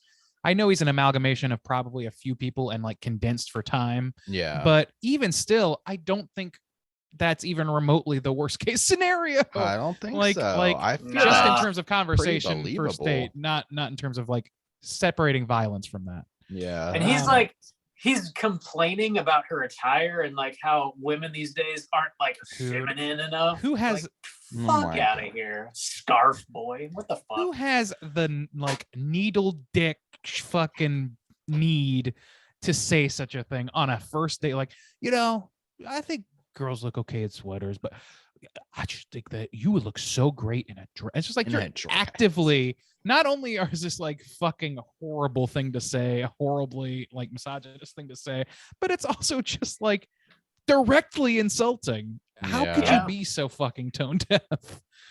Yeah. And then at it's the just end, frustrating, man. after that horrible date, and what a huge piece of shit he is, he treats her so poorly. And then at the very end, he sends the whole "you up" text, like trying to get a little Yeah. action in the middle of the night. Fuck It is outta funny here, that was Chad. him. Fuck out of here. God damn. Damn, Bob. So yeah, that dude's a hardcore. Yeah, player. I mean, the don't thing know. is Yeah. like each one of the points. I mean, we could get. I think we could give him looking attire. I think we could give him smug arrogance. I think we could give him sexual deviancy. We could give him patheticness. Manipulation, I guess, is not really strong. Yeah, He's not trying to Probably not. talk That's not her as into strong. anything. And that's Yeah. the difference between him and Sebastian Stan. There are two key Yeah. differences, I think, Yeah. between them. It's that because he has certainly got the manipulation. Obviously, it's like key to his character. It's key to the whole story. But also, Sebastian Stan is only pathetic in small doses. Yeah, and I Like, would say he doesn't hit on He's the looking mostly very attire capable. that I Yeah, you're right remember. about that, actually. I didn't think about that, but you're I right. would say it's pretty pathetic. Okay, here's where I'm going to say Sebastian Stan is pathetic. Okay, Okay. you have been locking these women up and stealing their meat and bragging about it. And you're going to he gets his dick bit off. It's pathetic. I mean, that's really where you're going with that. Your yeah, meat that's now. where I'm going with it.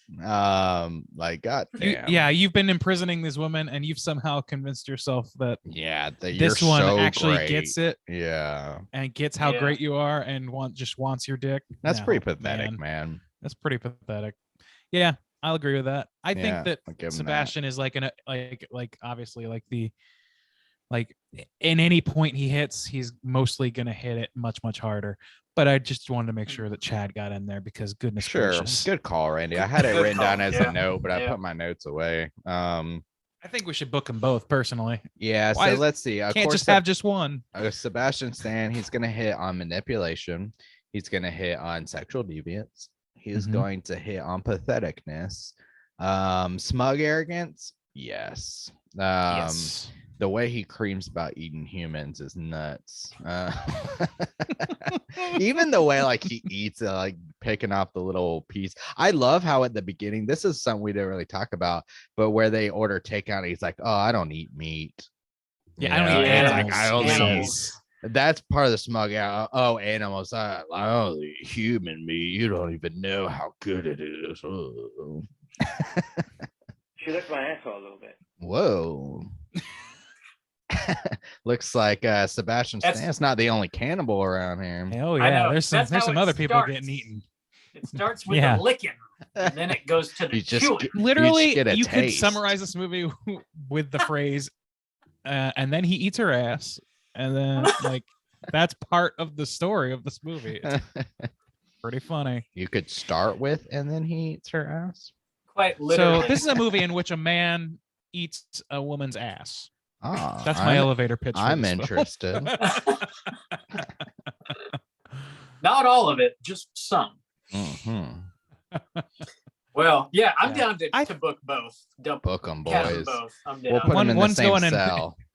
Ooh, Mm. comfortable bedfellows. I don't think that Mm. Chad is going to make a very good meal.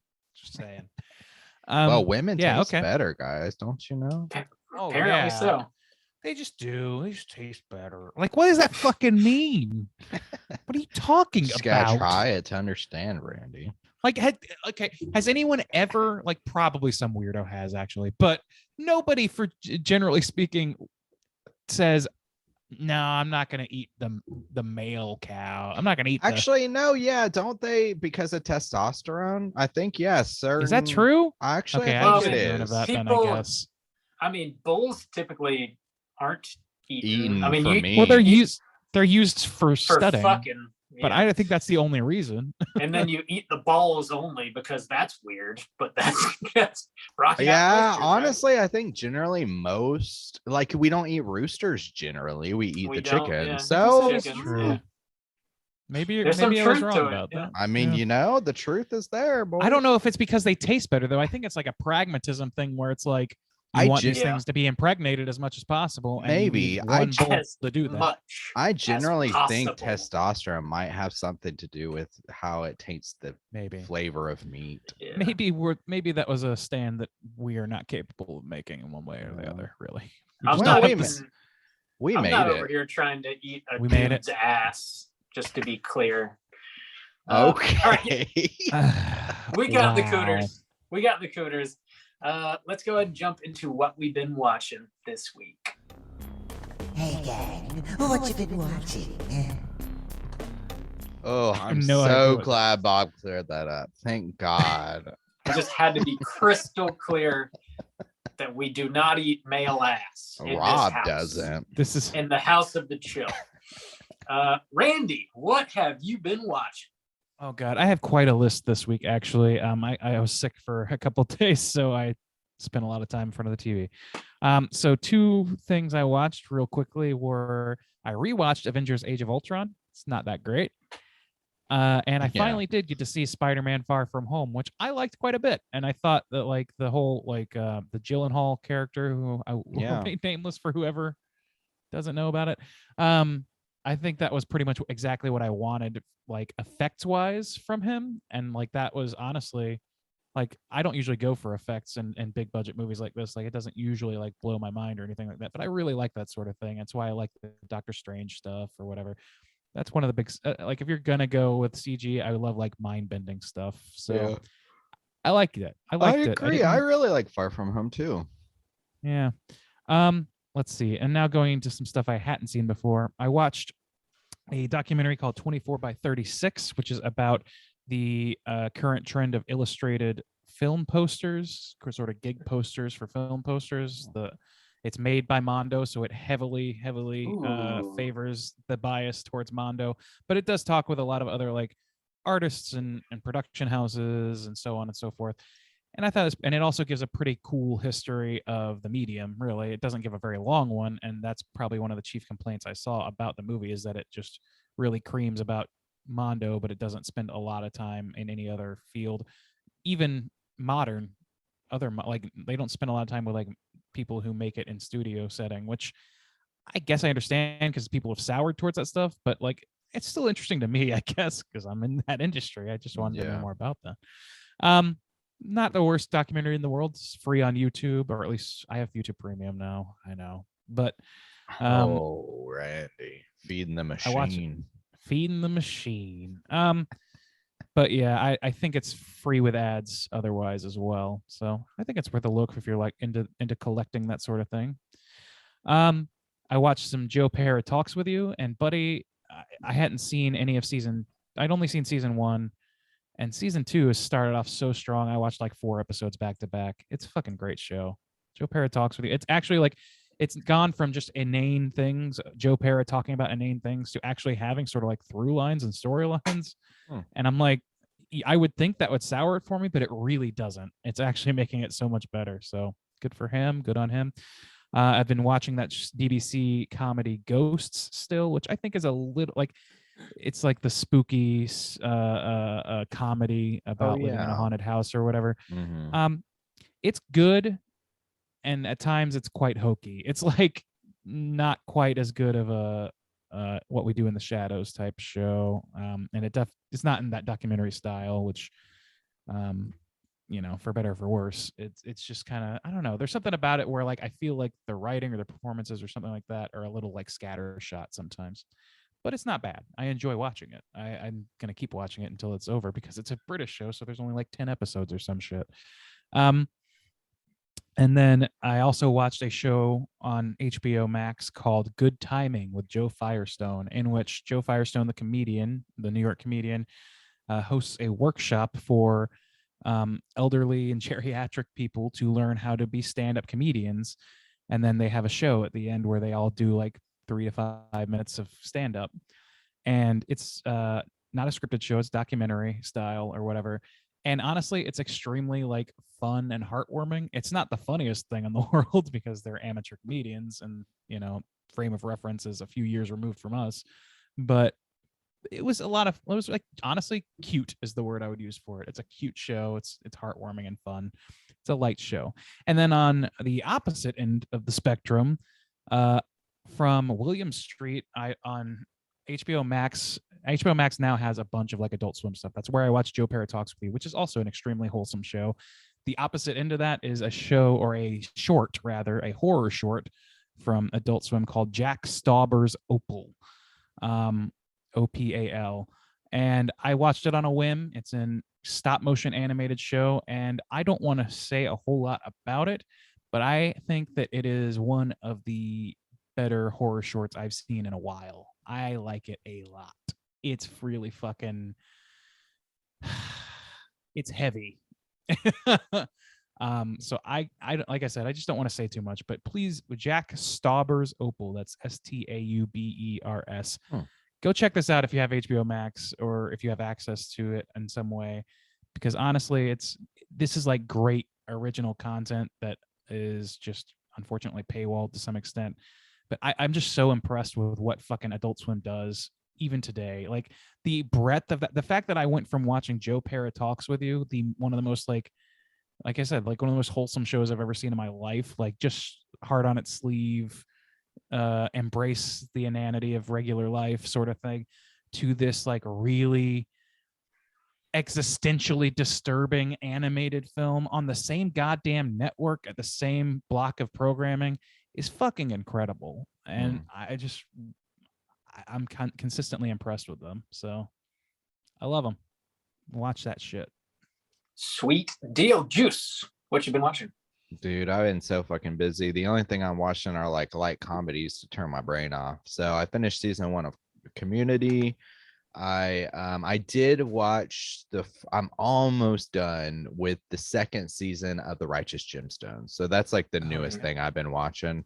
I watched the first season finally, like right before I left Korea, or left for Korea. And so I've been watching this season now. And one thing that I like about the second season, I like the first season. It's really funny, but it kind of had a bit of that Sopranos aspect where like everyone's just a huge piece of shit. It's more tolerable because it's a comedy. So they're acting in like ridiculous ways. I like that they smooth that out a little more in the second season, where they start to make people more kind of like sympathetic or likable, I guess.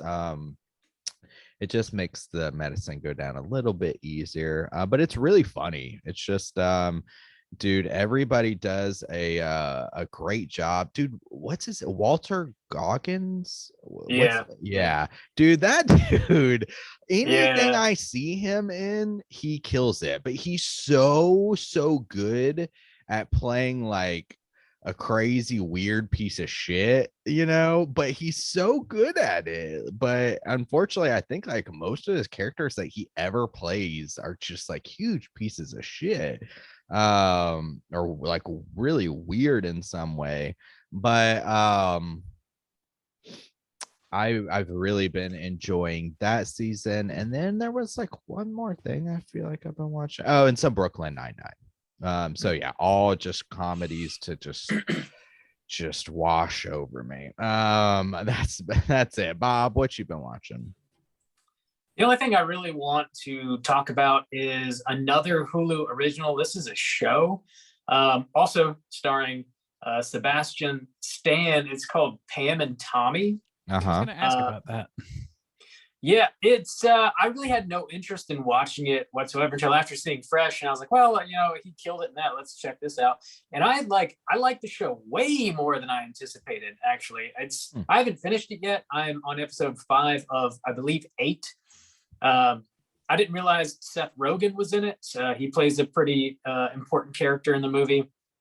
If you're unfamiliar with the show, it's about Pam Anderson and Tommy Lee, and how they met in the 90s, and they became married, and then they had this sex tape that leaked, and it was like a huge like cultural moment in the 90s, and it's about that moment in these people's lives. And it's again, like, Sebastian Stan fucking kills it. Like, he does such a great job. It's great. It's very funny, but it's also like, to the show's credit, Tommy Lee isn't like the most likable person, and like Pam Anderson, I don't know much about her personally, but you feel like, she's just, she's the woman on Baywatch in like skimpy clothing. But like the show does a great job at like humanizing both of them, and it doesn't like just poke fun at them, which I was like kind of worried that might be how they're portrayed. That's not really the case though. I don't know. Like I said, I haven't finished it. I don't know how it ends, but so far I'm really enjoying the ride. It's like, it's got old Ron Swanson with I can never remember his name. He's just always Ron Swanson to me. He's in it. Nick Offerman. Thank you. Yeah. Nick Offerman. Yeah. It's I recommend the hell out of it so far. I'll probably try and finish it up this week, and then maybe I can talk about the ending next show. But I recommend it. Check it out. It's funny. It's like somewhat endearing. It's like kind of fucking horrific. I dig it. Is there swinging dong, Bob? Dude. Yes. I will just, I could go on and on, but I'll just say yes and leave it at that. It could go on and on. Wow. Dude, the second episode has this scene that I really don't want to spoil for anybody that hasn't seen it, but that shit, was nuts. I recommend watching it. Yeah, Pam and Tommy on Hulu. That's really all I wanted to talk about. Let's we don't have any voicemails for our hotline screens this week. But if you are listening and would like to call in and leave a voicemail to be featured on next show, you can do so at 904-638-3231. I know over on our Slack channel this week, people were sharing horror stories about bad dates that they had been on. I think it'd be kind of cool to open that up to everybody else to say, like, if you've got a bad date that you want to share, call in, let us know what happened. What's your horror stories? We've got some Valentine's ones that people talk about the like raw meat or something. Whoa, Randy, what's going on over there? I just found that short on YouTube, so I'm gonna post it when I post this. Sure. Nice. But I'd be curious. I've heard personal horror stories about like old chads out there, but what's something crazy or embarrassing or fucking ridiculous that happened to you? Yeah, tell us about your bad dates. Bob, you gonna call in? Dude, I've had bad dates. I'd have to like think about like one that was like really Think about bad. one. Like, yeah, you need a distillation process. Like, I don't know. Maybe I'll try and make something to share that's not too much. We'll see how that goes. Sure. Yeah, call in at 904-638-3231. Do you guys want to do some news? You want to do a little bit of news? Sure. You got time? All Why right, not? let's do some news. Extra, read all about it. Man, we don't get to use that Alrighty bump then. often. I know I had to hunt that one down. Yeah.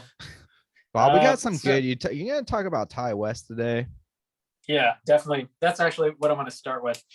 So South by Southwest is currently happening. Ty West has a new movie called X that's going to be released this Friday, March 18th. It's getting a wide release in theaters. But they did a screening of X at South by Southwest.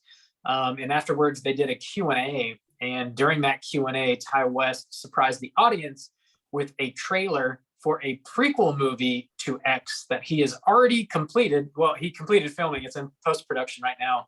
And the movie is called Pearl. And apparently at the end of the teaser trailer, it said coming soon. So maybe that'll come out last half of this year. What is it called? It's called Pearl. Pearl. Okay. Yeah. Sorry, I didn't hear you right. Man, Ty West And, might be dominating 2 spots on our list this Dude, year. That's old shit. I like it. Yeah. I like it too, man. It's really fucking cool. Both of these movies are produced by A24, and I believe both of them are starring Jenna Ortega. That girl is like in every horror movie that's coming out this year. It Make is that insane. money. Good for her, man.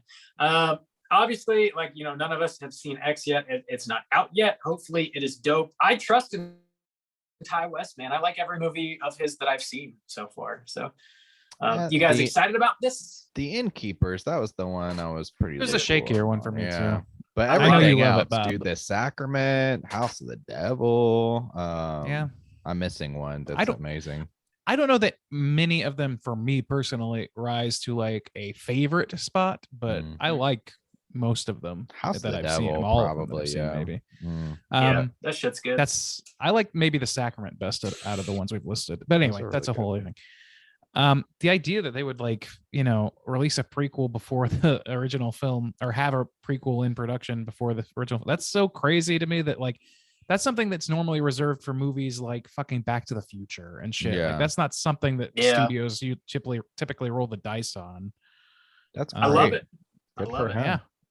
Yeah, I I can't like- wait to Very see happy those. about I like the idea because this never happens. Like, seriously, this might be the first case of the prequel is maybe written with the movie. So really it's just the story has been written Yeah. out in this certain filmed in a certain kind of way, which will probably make it one of the better sequel or prequels to ever exist, because it's Well, usually yeah, like you 10 hope years so. down the road, and because something's successful and you're like, oh well, let's I mean, I'm Right. just It's saying, not like, retconning anything. exactly, it's much better to Yeah, just yeah. write the story together and film it that Yeah. way. I mean, I guess they did that with the Fear Street movies, which I thought was great. But That's the true, fact yeah. that it was also kind of a sleeping thing that we didn't know about until after the fact is just so great. I love it when theaters, cool, or yeah. rather when studios play those games. It's the good stuff. Yeah. X has been getting some pretty solid reviews out of it, South by Southwest. So looking forward to seeing it. Yeah. Good. In other news, we got to talk about our boy Rob Zombie for a hot second. Oh, Bobby Z. So he's making a Monsters film that's coming out later this year. It finally it's gotten its rating, and it is PG. That's nuts to me. Yeah. That's nuts. I mean, yeah, it is nuts. And the thing is, like, I have rock bottom faith in Rob Zombie, honestly, based on my personal preferences. Like, I know people like him, so I don't want to take that away from you. But to me, I just don't really like anything I've seen from him as a filmmaker. But we have not seen him do something like this. And that's kind of the key thing that's like making me interested, is that it, at least at the bare minimum, is something deeply different than we're used to seeing from him, which is has never happened as far as I've seen. Like, every movie he's made has been more or less in the same vein in my mind. The only thing that maybe gives me some kind of hope is that it's an established property that has, certain characters already built in, but it's hard to have any kind of like hope when not only do I think Rob Zombie is not a good director, but everybody that he cast is his regular squad. And I'm not thinking to myself like, man, this person's really going to elevate this movie with this acting. Well, I do have something to add with that. So there was some news. Cassandra Peterson, who's more, famously known as Elvira, she was cast as a small character in the Monsters movie. Also, Jorge Garcia, who's most famously known as Hurley from the show Lost. He's got a character in here. Richard Brake is in this movie, who is famously like the best actor Rob Zombie's ever cast in anything. Jeff Daniel Phillips is actually pretty good too. He's playing Herman Munster. However, Sherry Moon Zombie is playing Lily Munster, and I don't know what. I don't think. Wait, his wife? Is that ethical? Right. I mean, Richard Brake for sure. I mean, I'm not even like, fuck yeah, Hurley. I mean, Hurley was fine and Lost as the lovable character of Hurley, but I don't think that dude is like a phenomenal actor or anything. And the dude, I think he's a good actor, but the writing is kind of what's going to make that work. And we have no reason to think that Rob can write his way out of a paper bag. So. I don't think the dude playing Herman Munster is particularly good. All right. Well, I'm excited that it's something different for Rob Zombie, and I'm really excited that he's not going like hard R and trying to like switch the monsters up, and we're gonna have like all these trailer trash people. That is nice. Yeah. I'm grateful for that. It's at least trying to be in the spirit of things. Yeah, Yeah. theoretically. And honestly, just in a general sense, I always welcome more PG horror related things, because I feel like that's not an avenue that we get a lot these. And we talk about when we were kids, we had Are You Afraid of the Dark and all kind of Hocus Pocus came out, things that are now it's classic. But like, I always welcome family friendly, kid friendly horror stuff, because that's how people get into the genre. Yeah, definitely gotta have it. I don't know that Zombie's the guy to do it, but I'm happy. I'd rather see him make a movie that is a family movie in the horror vein than to do anything else like he's done before. I agree. I would rather this be PG than it be R. So absolutely. Yeah. I agree, man. Totally. The last bit of news I want to touch on real quick. This is not horror specific, but it is related to movies premiering at South by Southwest. There's a new Nick Cage movie coming at us that's sort of like a meta commentary on Nick Cage's life. It's titled The Unbearable Weight of Massive Talent. So they finally, yeah, they I love screened that. this. Me too. They screened this at South by Southwest. It's obviously starring Nick Cage. He's playing himself in the movie, and Pedro Pascal is like playing one of his buddies in the movie. They get wrapped up in some sort of like CIA investigation or something like that, and it seems to be like kind of a bromance type of a movie that's just like very over the top. And Nick Cage, I guess there's a few like nods to some of his wilder performances in other movies, and there's a lot of action that unfolds as well. It seems to be getting pretty solid reviews, not necessarily glowing, but like pretty solid. And it seems like Cage really does a good job with it. I don't know. What do you guys think about this? Something you want to see? Sure. Yeah, I'll see that. that sounds. I neat. honestly like, I don't know. Like, I think that like Cage has like obviously has a reputation with people now as sort of a joke. And I don't think that's entirely fair. Definitely not seeing some of his like, frankly, incredible other work that we're not used to. And, Yeah. but like he has a penchant for going like extra hard on whatever it is he's doing. Yeah. I am curious to see how he applies that to himself, especially knowing that reputation and knowing that that's going to be what people are in seats to see Yeah. for a lot of people. I mean, I wonder if it's going to be like a fuck you for just diminishing my career, maybe. or it could be just like a, laugh, self-effacing, laugh at yourself sort of thing, or maybe both. I don't know. I'm curious. Yeah. I mean, he's one of those polarizing people. I've said a couple times, I'm so glad I'm not one of those people who just naturally hate Nick Cage, because I completely understand why somebody would. So I'm just glad that I don't, because I think he really does put out good stuff, and if nothing else, entertaining stuff most of the time. So the fact that he, especially lately, is just like cranking out a ton of shit, it's like, let the man work. I don't care. If you put out fucking 10 things in a couple years, and some, most of it is either quality or at least like bonkers entertaining, good on you. Yeah, for real. I mean, I think he and fucking, oh my God, I had to look up this guy's name because I was blanking so hard. He and like Crispin Glover kind of fit into this weird category where they're just kind of they're in it for the art. Like especially Crispin, who doesn't make a lot of money, like doing what he does. Nick has made a lot of money. He does things to make money, and it's pretty clear when he does, but he never, like, from what I've seen, truly, he never like sits on his laurels. You know what I mean? I kind of have a respect for him, especially after seeing Pig this past year. Like, it just really reminded me what he's capable of. It's not just a bombastic Mandy stuff. He can also do like incredible shit. It's just a matter of how he approaches it, and he approaches it in a way that is unique to him always. I kind of respect that shit. Yeah, I do too, for the most part. I think he's a nuts human being, but I respect his work for the most part. He's a good actor. Yeah. He knows what he's doing. I look forward to watching it. I'll watch just about anything he's in for sure. So keep an eye out later this year for The Unbearable Weight of Massive Talent. Love that title. That's really all we got for news.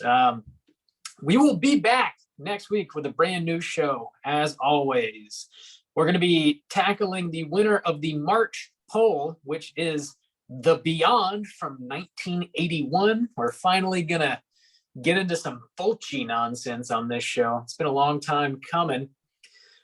Check out The Beyond. It is definitely on Shudder right now. It's probably everywhere else too, but I know it's on Shudder, so it should be pretty easy to find. Slam The Beyond into your eyeballs. Get ready for next week's show. Until then, please rate, review, and subscribe to us on iTunes. Follow us on Twitter at STRA_chilling, on Instagram at Straight Chilling Podcast. You can send us an email through our website, straightchillingpodcast.com. And if you want to join in on the daily Slack channel conversations, hit us up on one of those social media outlets, and I'll send you a link so you can join in on the fun. Until next week, as always, all you mother truckers, please keep chilling. And much on some grinding.